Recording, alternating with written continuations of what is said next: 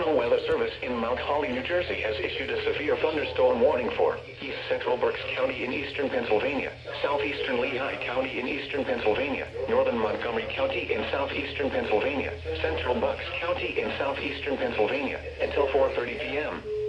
At 3:46 p.m., a severe thunderstorm was located over Valley, or 16 miles south of Allentown, moving east at 35 miles per hour. Hazard, 60 miles per hour with gusts and penny-sized hail. Source, radar indicated. Impact, damage to roofs, siding, trees, and power lines is possible. Locations impacted include Lansdale, Quick Care Town, Percy, Doylestown, Sauter, Bedminster, Chalfont, Tinicum, Hatfield, Greenville, Schweightsville, Valley, Iveland, Stockton, Green Lane, Fricks, Zionsville, and Spring Mount. This includes northeast extension between mile markers 30 and 47. For your protection, move to an interior room on the lowest floor of a building. In addition to damaging winds, frequent cloud-to-ground lightning is occurring with this storm.